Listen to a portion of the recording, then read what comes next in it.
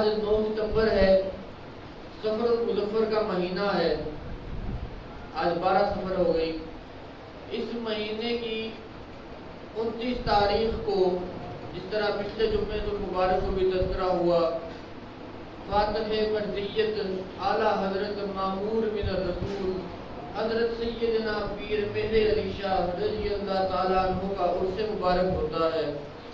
اور ستمبر کے مہینے کے حساب سے دیکھا جائے تو 7 ستمبر پاکستان کی تاریخ میں انتہائی اہمیت کا حامل دن ہے۔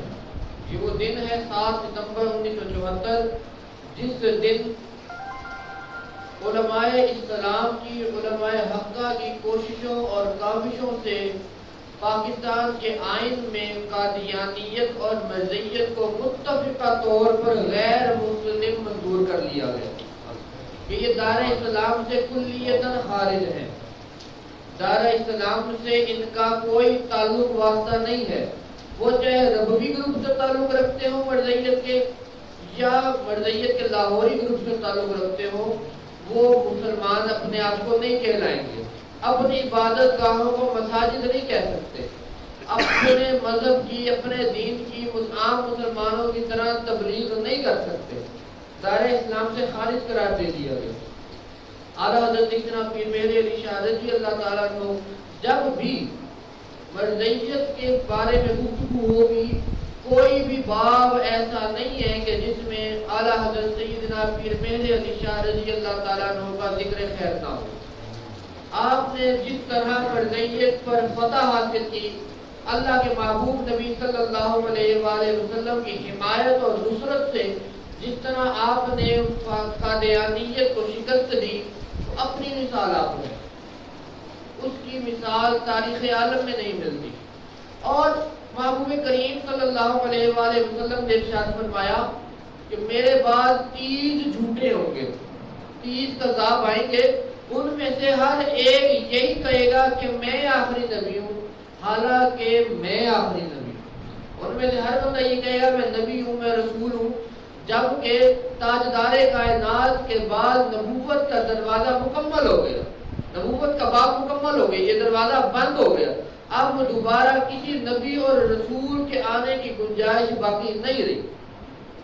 اللہ جل شانہ نے قرآن عظیم الشان میں بے شمار مقامات پر اپنے کریم نبی صلی اللہ علیہ وآلہ وسلم کی ختم نبوت کے متعلق آیات کا نزول فرمایا۔ سورۃ الاحزاب میں اللہ کریم نے ارشاد فرمایا ما کان محمد ابا احد، جو محمد صلی اللہ علیہ وآلہ وسلم ہے وہ تم میں سے کسی مرد کے باپ نہیں ہے، تم میں سے کسی بھی مرد کے باپ نہیں ہے، من رجالکم، کسی ایک مرد کے بھی، ولکن رسول اللہ، ہاں اور لیکن وہ اللہ کے رسول ہیں، وہ خاتم النبیین، اور انبیاء میں سب سے آخری ہیں۔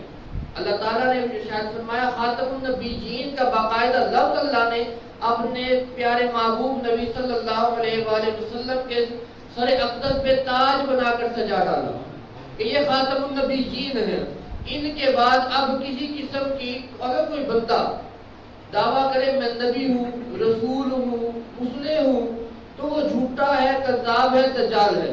اب کسی بھی قسم کے نبی کی گنجائش باقی نہیں رہی۔ ایک اور مقام پہ اللہ جل شانہ نے ارشاد فرمایا قل یا ایھا الناس انی رسول اللہ الیکم جمیعا، اے محبوب آپ ان لوگوں سے فرما دیجئے، مسلمانوں کا تذکرہ نہیں ہوا، لوگوں کا تذکرہ ہوا، ان میں عیسائیت بھی شامل ہے، ان میں یہودیت بھی شامل ہے، اس میں بدھ مت، ہندو مت، تمام مذاہب شامل ہیں، جتنی بھی مخلوق اللہ رب العالمین کی اس زمین پر بستی ہے، اللہ تعالیٰ نے ارشاد فرمایا اے محبوب آپ فرما دیجئے کہ میں تم سب لوگوں کی طرف، مسلمانوں کی طرف نہیں صرف، تم سب لوگوں کی طرف اللہ کا رسول بن کر آیا۔ اگر مسلمانوں کے رسول بن کر آتے تو یہ گمان کیا جا سکتا تھا کہ یہودیت میں کوئی نیا نبی پیدا ہو گیا، عیسائیوں میں کوئی نیا نبی پیدا ہو گیا، لیکن اللہ تعالیٰ نے اس پر بھی مہر لگا دی، اس پر بھی کنڈی لگا دی کہ نہیں، یہ دروازہ مکمل طور پر بند ہو چکا ہے۔ اب جس کو بھی ہدایت لینی ہے، وہ نبی اکرم صلی اللہ علیہ وآلہ وسلم کے دروازے پر آئے گا تو ہدایت پائے گا، آپ کی تصدیق کرے گا، آپ پر ایمان لائے گا تو اپنے آپ کو مسلمان اور ہدایت یافتہ کہلانے کا حقدار ہے۔ جو آپ کی ذات اقدس کو پر ایمان نہیں لائے گا، آپ کو اللہ تعالیٰ کا بندہ خاص اور آخری رسول تسلیم نہیں کرے گا، صرف رسول نہیں، آخری رسول تسلیم نہیں کرے گا، اس کا مسلمانان عالم کے ساتھ کوئی تعلق واسطہ نہیں رہے گا۔ جو بندہ آپ کو آخری نبی اور رسول تسلیم کر لے گا، وہی نبی اکرم صلی اللہ علیہ وآلہ وسلم کی تعلیمات کے مطابق ہدایت والا بندہ ہوگا۔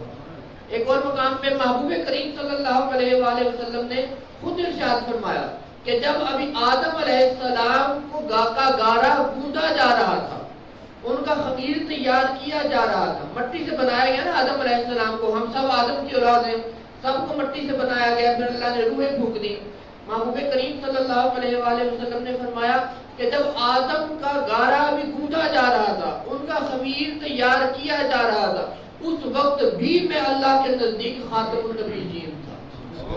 اس وقت بھی اللہ تعالیٰ نے، آدم علیہ السلام سب سے پہلے انسان ہے، ان سے پہلے انسان کوئی نہیں آیا، لیکن ان کی پیدائش، ان کی تخلیق سے پہلے ہی اللہ تعالیٰ نے اپنے محبوب نبی صلی اللہ علیہ وآلہ وسلم کو خاتم النبیین، سب سے آخری رسول ڈکلیئر کر دیا ہوا۔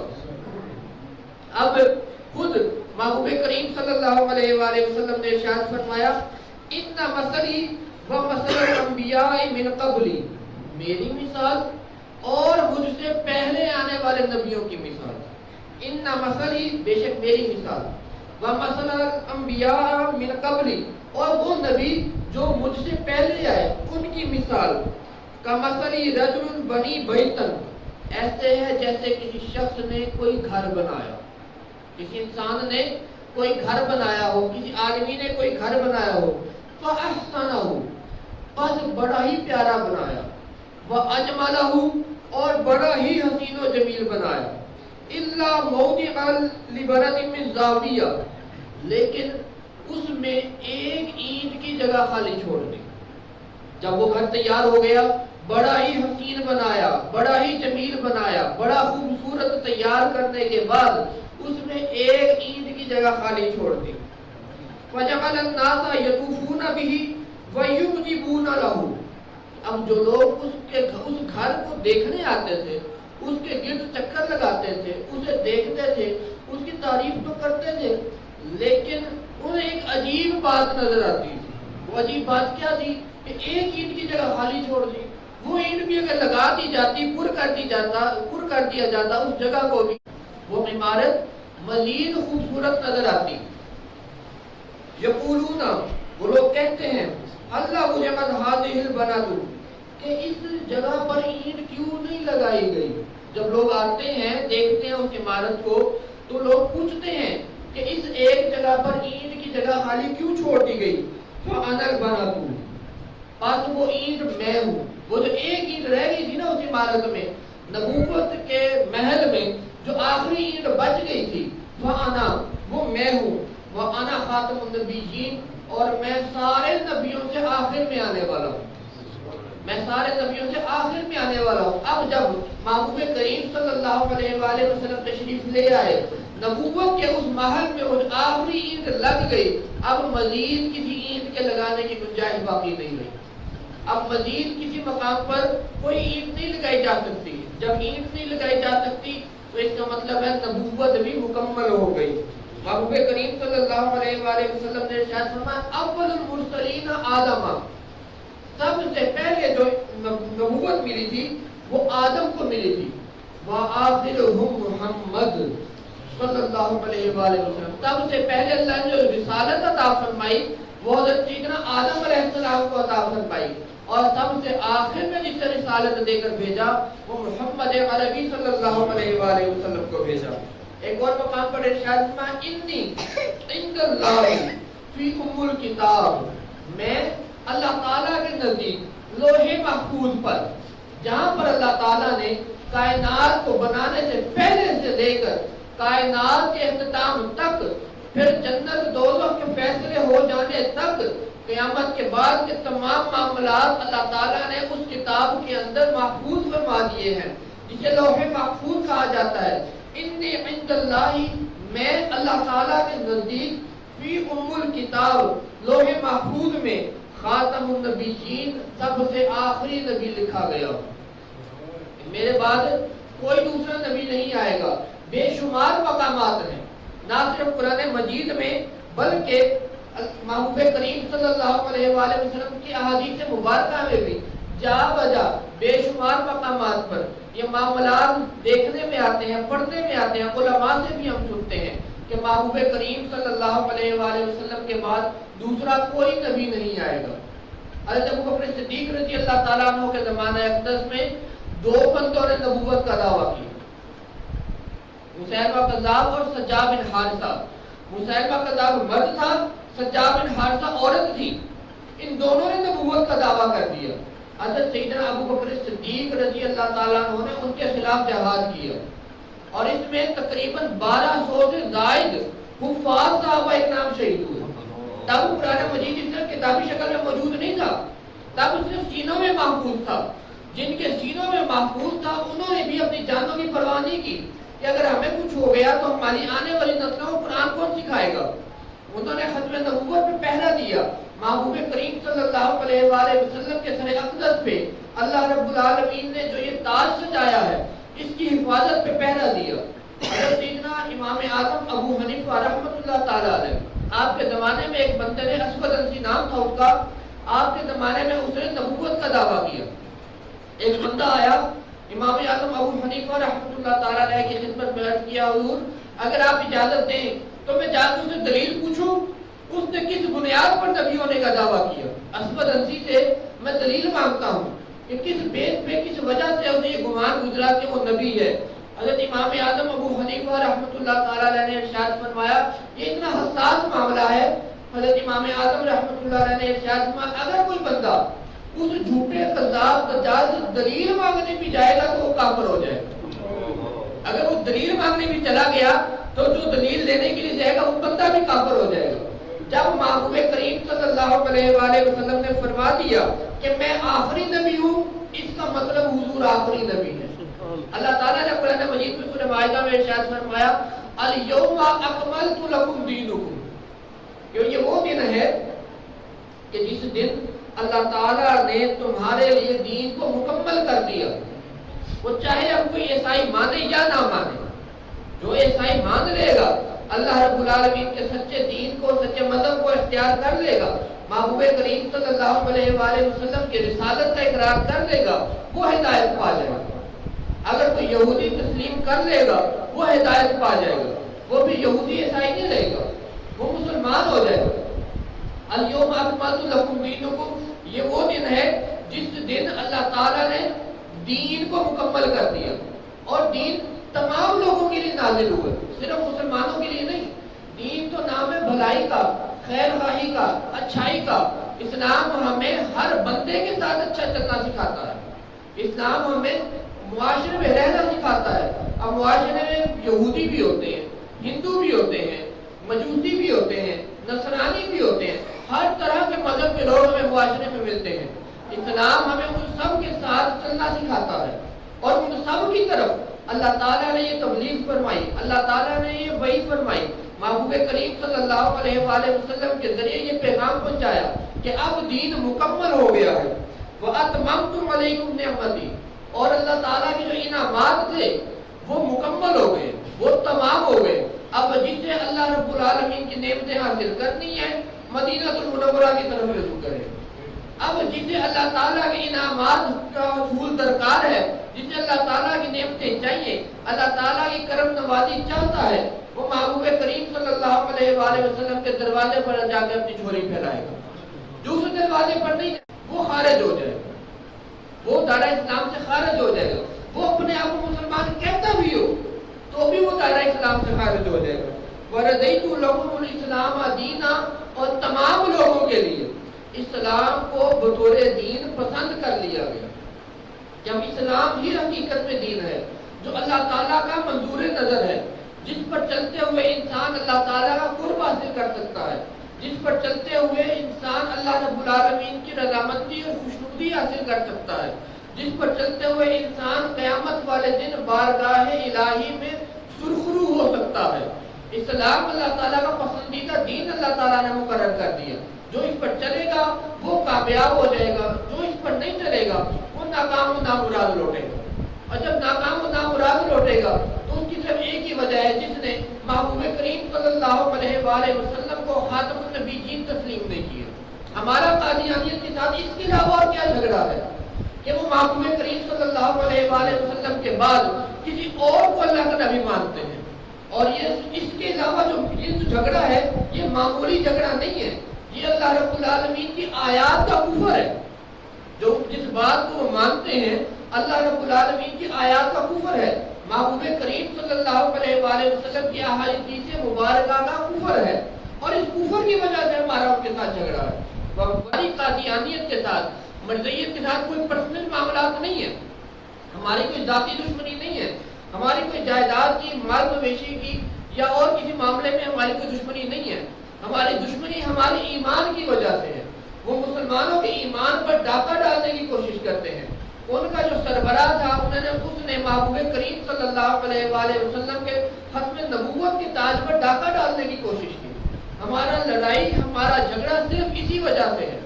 اللہ رب العالمین ہمارے علاقے میں، جس جگہ پہ ہم رہتے ہیں، ہمارے علاقے میں صرف 1.5 کلومیٹر کے فاصلے میں ایک بہت بڑی کمیونٹی ان کی بستی ہے۔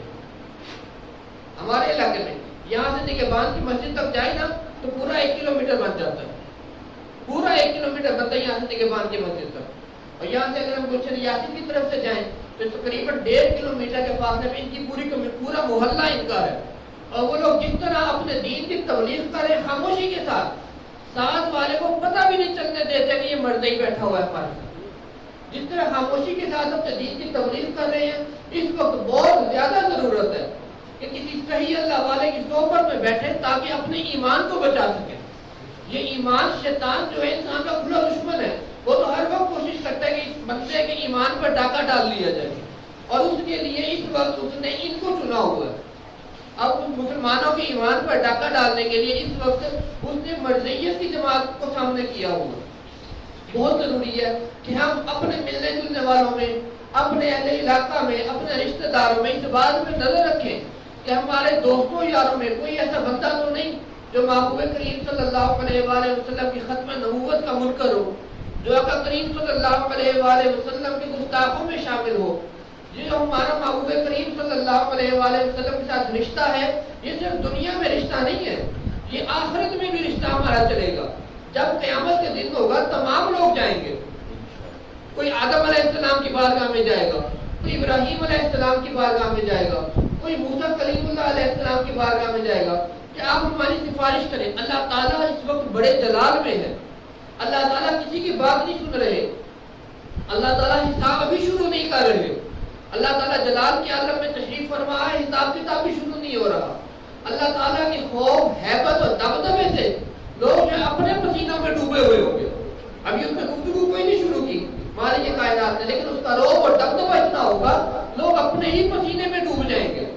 لوگ اس وقت لوگ آدم علیہ السلام کی بارگاہ میں جائیں گے، موسیٰ کلیم اللہ، ابراہیم خلیل اللہ، عیسیٰ روح اللہ، تمام کی بارگاہ میں حاضری دیں گے کہ آپ اللہ کریم کی بارگاہ میں سفارش کریں کہ حساب کتاب کا معاملہ شروع کیا جائے۔ تمام نبیوں کا ایک ہی جملہ ہوگا، اذهبوا الى غیری، ہمارے پاس نہ ہو کوئی اور دیکھو، ہمارے پاس نہ ہو کوئی اور دیکھو۔ صرف عیسیٰ علیہ السلام بتائیں گے لگتا تم لوگ کافی تھک گئے ہو، بہت سے لوگوں سے مل کے آئے ہو، کسی نے بھی تمہاری داد رسی نہیں کی، کسی نے تمہاری بات نہیں سنی، تم لوگ تھکے ہوئے لگتے ہو، میں تمہیں مشورہ دیتا ہوں اس طرح کرو، حضرت محمد ابن عبداللہ صلی اللہ علیہ وآلہ وسلم کی بارگاہ میں چلے جاؤ، ان کے پاس جاؤ، یقیناً وہ اللہ تعالیٰ کی بارگاہ میں شفاعت کا دروازہ کھلوا سکتے ہیں۔ جب بندے جائیں گے کریم آقا صلی اللہ علیہ وآلہ وسلم کی بارگاہ میں پہنچیں گے تو محبوب کریم صلی اللہ علیہ وآلہ وسلم یہ نہیں فرمائیں گے اذهبوا الى غیری، جاؤ کسی اور کو تلاش کرو، کسی اور کی طرف دیکھو۔ اس وقت حضور پہچانتے ہوں گے اپنے غلاموں کو، حضور کو پتا ہوگا کہ یہ بندہ دنیا میں رہتے ہوئے میرے ساتھ کتنی محبت کرتا تھا، میرے کتنے طریقے پر چلتا تھا، مجھ پر کتنا درود پڑھتا تھا، میرے طریقے کی کتنی تبلیغ کرتا تھا، اس میں حضور فرمائیں گے انا لہا، آ جاؤ میں تمہارے لیے بیٹھا ہوں، آ جاؤ میں تمہارے لیے بیٹھا ہوں۔ اس وقت سب سے مشکل مرحلہ اللہ تعالیٰ کی بارگاہ میں شفاعت کا دروازہ کھلوانا ہوگا، سب سے مشکل مرحلہ۔ اور یہ سعادت محبوب کریم صلی اللہ علیہ وآلہ وسلم کی بارگاہ میں آئی، محبوب کریم صلی اللہ علیہ وآلہ وسلم کے حصے میں آئی۔ سب سے پہلے حضور اکرم صلی اللہ علیہ وآلہ وسلم اللہ کی بارگاہ میں سفارش فرمائیں گے۔ حضور نے فرمایا انا قائد المرسلین، قیامت کے دن میں تمام نبیوں کا قائد بنوں گا، تمام نبی میرے جھنڈے کے نیچے اکٹھے ہوں گے، تمام نبیوں کی میں رہبری رہنمائی فرماؤں گا۔ ولا فخر، اور میں اس بات پہ فخر نہیں کرتا، وَأَنَا خَاتَمُ النَّبِيِّينَ، اور میں خاتم النبیین کے تاج والا ہوں۔ ولا فخر، اور میں اس میں بھی فخر نہیں کرتا۔ وَأَنَا أَوَّلُ شَافِعٍ، اور میں سب سے پہلا بندہ ہوں گا جو شفاعت کرے گا۔ میرے سے پہلے کسی کی جرت ہی نہیں ہوگی اللہ کریم کی بارگاہ میں گفتگو کرنے کی۔ سب سے پہلا بندہ جو اللہ کی بارگاہ میں شفاعت کرے گا اپنے امتی کے حق میں، وہ میں ہوں گا۔ وَمُشَفِّعًا، اور سب سے پہلا بندہ کہ جس کی شفاعت مانی جائے گی وہ بھی میں ہی ہوں گا۔ اللہ تعالیٰ جب میں سفارش کروں گا پھر میرے بعد اور نبی بھی آئیں گے، اپنی اپنی امتوں کی سفارش کریں گے، لیکن تمام نبیوں کی سفارشات سننے کے بعد سب سے پہلے جس کی سفارش کو قبول کیا جائے گا وہ بھی میں ہی ہوں گا۔ ولا فخر، اور میں اس بات میں فخر نہیں کرتا۔ آج ہمارا رشتہ محبوب کریم صلی اللہ علیہ وآلہ وسلم کے ساتھ مضبوط ہو گیا، کل قیامت کے دن انشاءاللہ حضور کے جھنڈے کے نیچے اکٹھے ہوں گے۔ اللہ رب العالمین کی بارگاہ میں دعا ہے کہ ہم سب کو تاجدار کائنات صلی اللہ علیہ وآلہ وسلم سے سچی محبت کی توفیق